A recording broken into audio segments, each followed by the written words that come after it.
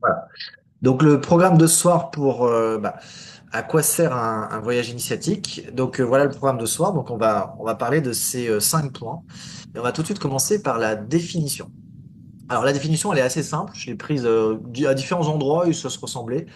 Ce n'est pas un simple déplacement d'un point A à un point B, c'est-à-dire que vous n'êtes pas sur un voyage touristique quand vous faites un voyage initiatique. Généralement, on a l'idée que on se déplace quelque part, mais un voyage initiatique peut se passer depuis votre canapé. C'est ça qu'il faut comprendre. Mais c'est pas d'un point A à d'un point B, c'est une quête profonde. C'est-à-dire que de base, vous avez une recherche profonde d'un parcours semé d'épreuves ou de découvertes qui vise à transformer l'individu sur le plan spirituel, émotionnel et intellectuel. Oui, c'est les 3 plans en même temps. Très souvent, on a l'idée du voyage initiatique, c'est que le plan énergétique ou spirituel. Non, non, c'est aussi le plan intellectuel. Ça va changer vos paradigmes ou vos façons, vos schémas de pensée. Donc, on rentre dans le plan intellectuel. C'est une exploration qui dépasse le tourisme classique car elle invite à la réflexion, à l'autodécouverte et souvent à un renouveau intérieur. En somme, un voyage initiatique est une métamorphose de la croissance personnelle, un chemin vers une version plus claire de soi-même. Le but du voyage initiatique, si on prend le point de vue un peu plus intellectuel que spirituel ou énergétique, c'est de mieux comprendre ce qui se passe à l'intérieur de vous et pourquoi des choses ne tournent pas rond et que du coup, grâce à ce voyage, ça va mieux tourner rond. C'est une découverte de qu'est-ce qui peut vous faire évoluer. Donc c'est ça l'idée d'un voyage initiatique. Alors des fois c'est pas parce que ça tourne pas rond, parce que ça tourne pas rond, c'est juste parce que des fois l'engrenage n'est pas vraiment lancé, donc c'est pour lancer l'engrenage de façon plus adéquate. Donc voilà une définition qui est assez simple. Maintenant le petit secret des gens qui ont du succès pour j'ai quelques mentors qui pesaient des millions ou à l'heure actuelle mon mentor Kevin Trudeau qui pèse des milliards, qui est milliardaire. Les voyages initiatiques, en fait, font partie totalement de leur vie.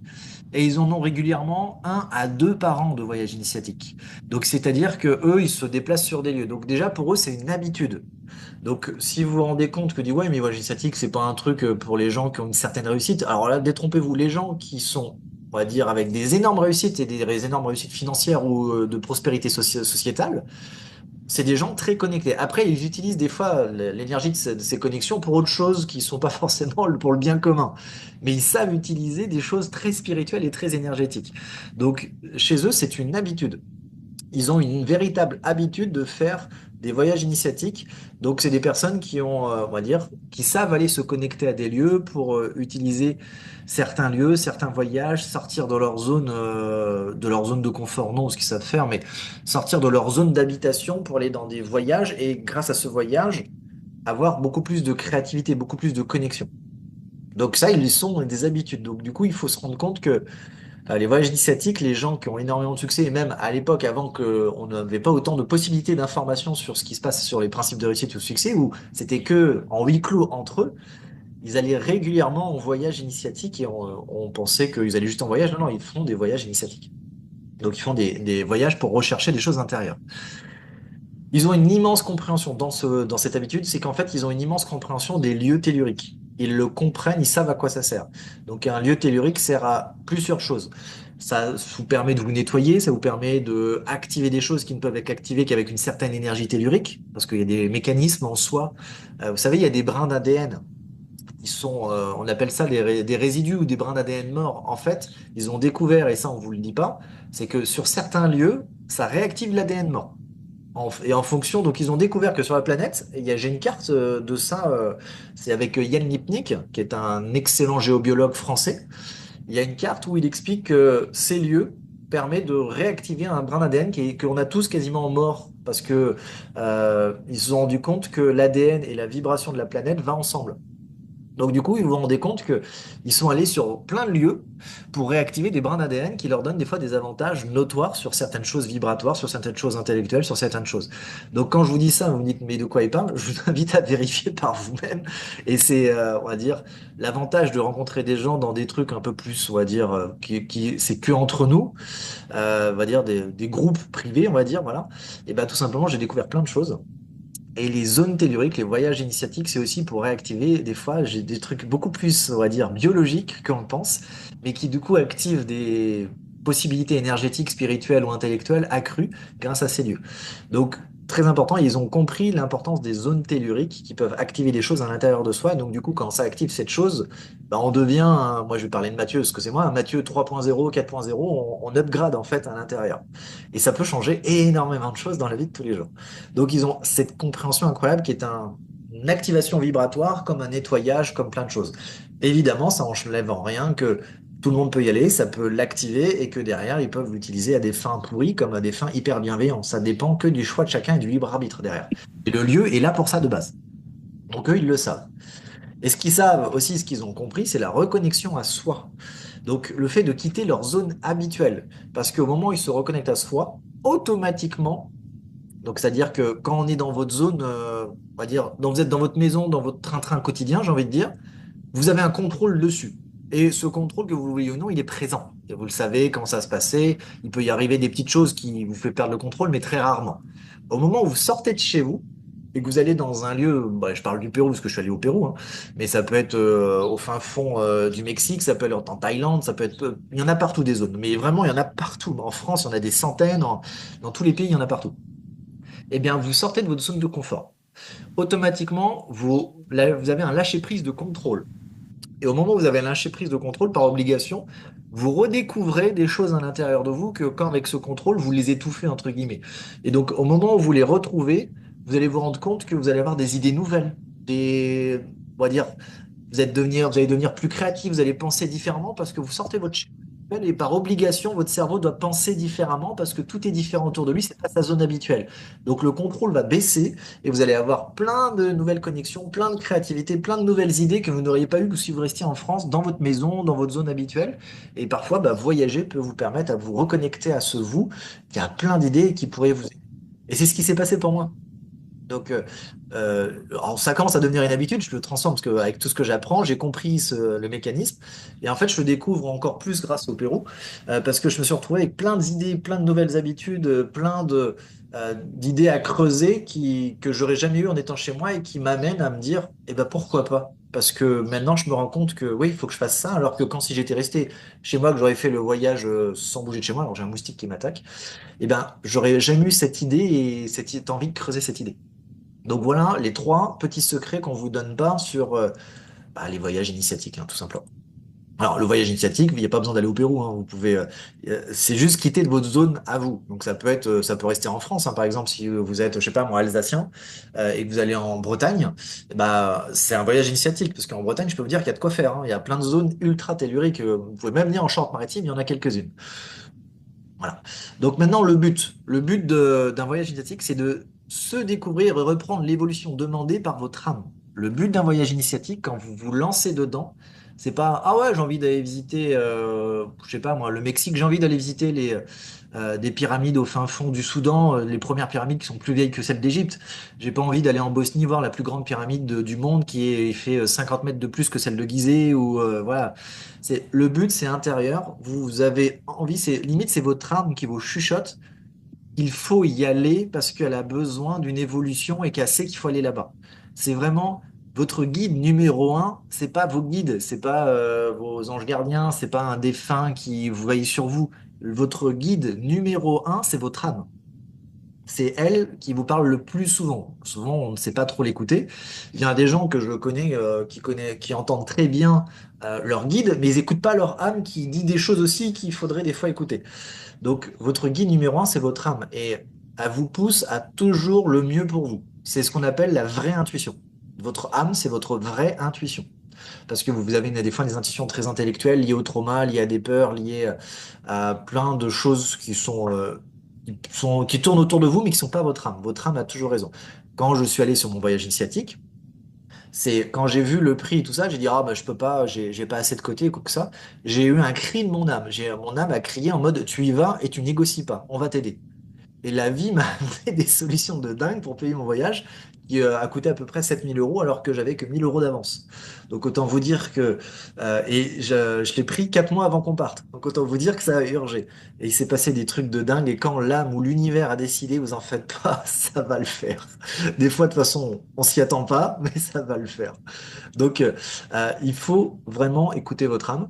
Et dans un voyage initiatique, je vous promets que votre âme Il y en a plein ici qui sont sans doute casaniers, qui ont été casaniers comme moi et qui ont peur de cette aventure. Je suis quelqu'un de très casanier de base.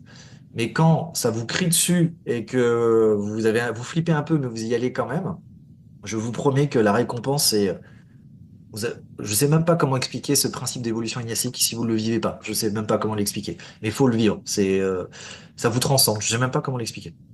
Voilà. Donc il se passe quoi à l'intérieur? Donc je vais essayer de l'expliquer quand même, hein, parce que c'est pas toujours évident à expliquer, mais on va essayer de l'expliquer. Allez expliquer ce que c'est des ressentis, quoi.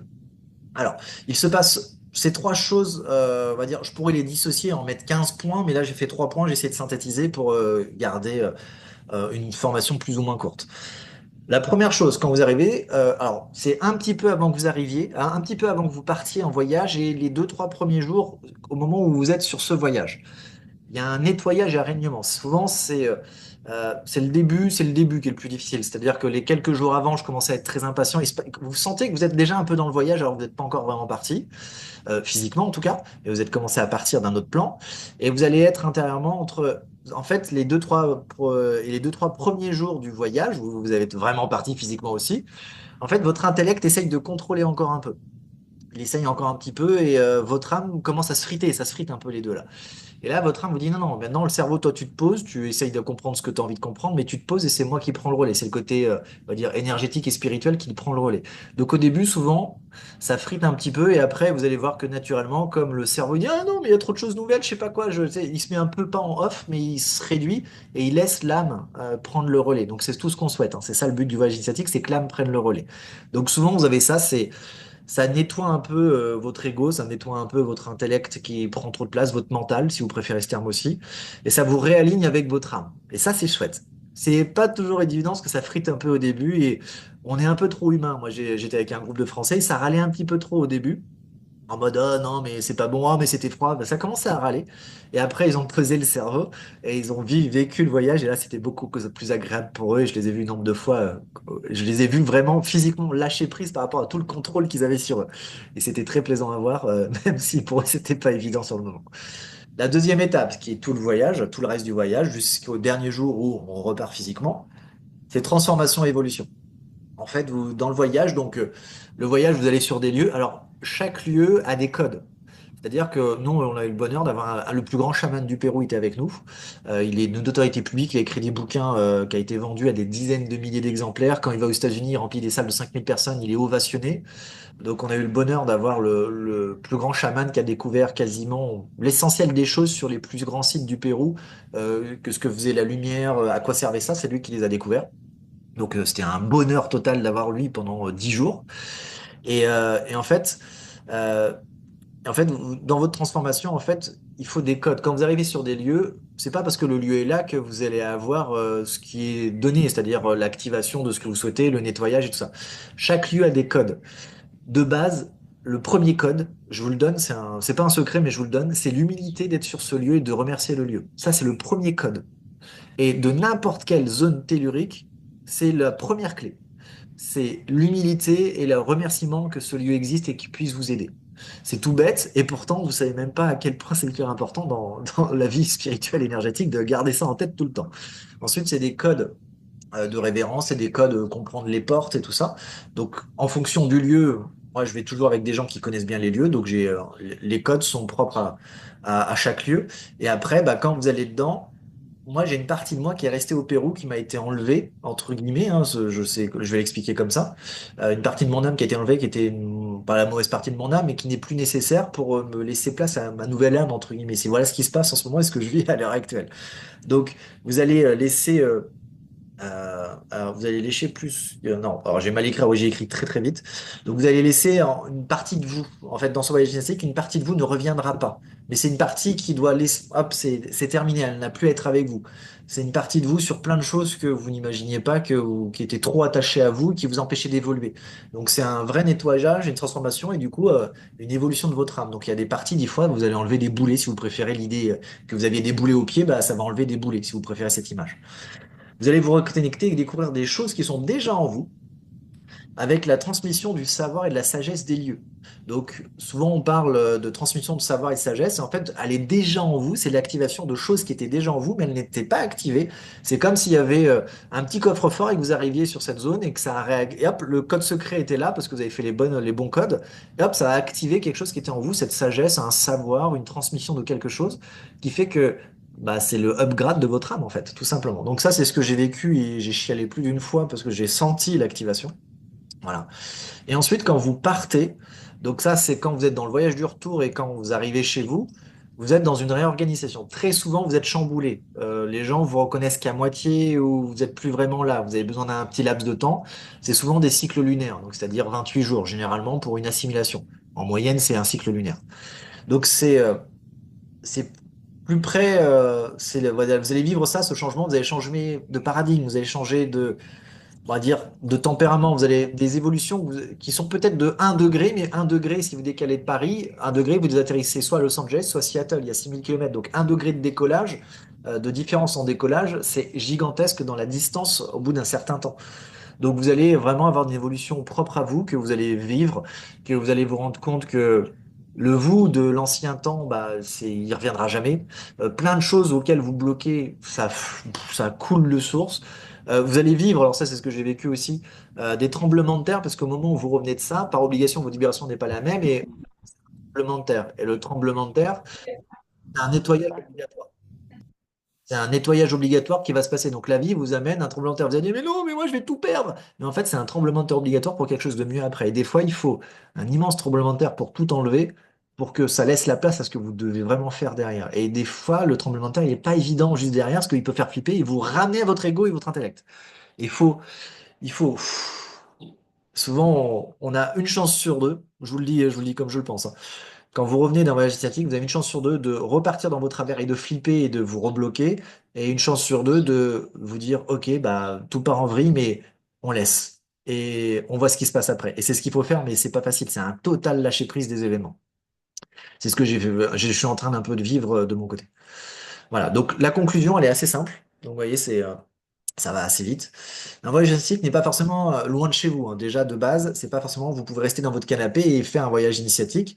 Au moment où vous commencez ne serait-ce qu'à écouter des principes de développement personnel pour apprendre les principes de réussite, vous rentrez dans un voyage initiatique d'activation de choses en vous, de réminiscence dans votre canapé. Mais l'aller sur les lieux, c'est-à-dire de se déplacer physiquement sur des lieux spéciaux énergétiques, c'est des activations que ce lieu peut vous offrir dans votre corps. Donc, on parle de l'ADN mort qui s'active, on parle d'autres mécanismes, des points énergétiques qui ne sont jamais activés tant que vous ne passez pas sur ce lieu et qui sont prouvés dans votre corps. Il y a plein de choses comme ça. Voilà, donc c'est très particulier. L'envie de revenir au sacré, donc vous l'avez tous, mais c'est que certains l'ont tellement enfoui loin à l'intérieur d'eux que des fois vous ne le savez pas, mais votre âme a un grand besoin du sacré. Il a un immense besoin du sacré. Moi, je vous le dis, c'est une certitude. De voir plus loin que ce monde matérialiste qu'on a mis sous vos yeux, cette société. Il est dans le sacré, il est dans le 95% de tout ce qui vous entoure, c'est du vide qui tourne très vite, c'est de l'énergie. Ça a été prouvé par les plus grands scientifiques. Donc si vous commencez à me dire, ah non, moi je suis hyper cartésien, bah, les plus grands cartésiens du monde ont prouvé que 95% de votre monde, c'est de l'énergie qui bouge. Donc si vous ne comprenez pas les principes énergétiques et de vibration, comment vous souhaitez vivre dans cette société ou dans ce monde? Parce que tout est vibration et il faut comprendre ces mécanismes pour pouvoir après utiliser ces vibrations à votre avantage. Parce elles sont que là pour être utilisées. Elles sont pas là pour dire non, non, c'est moi qui décide. Elles sont là et elles attendent que vous lui donnez des ordres. Le principe de vibration pur et dur. Mais l'essentiel du temps, vous passez à côté. Et un voyage est choisi de façon profonde. Si vous dites, ah bah attends, c'est génial ce que tu dis, je veux y aller, et au fond de vous, votre âme dit, non, non, toi, c'est pas le Pérou, faut que tu ailles plutôt là, ou faut que tu ailles plutôt ça. C'est un vrai choix profond. Si vous y allez juste pour être touriste, je dis pas que c'est pas magnifique, parce qu'au contraire, la nature, c'est magnifique, mais allez-y avec ce choix profond et écoutez-vous, écoutez votre âme. C'est très important. Donc voilà la formation de ce soir. Je vais arrêter la formation. Tac.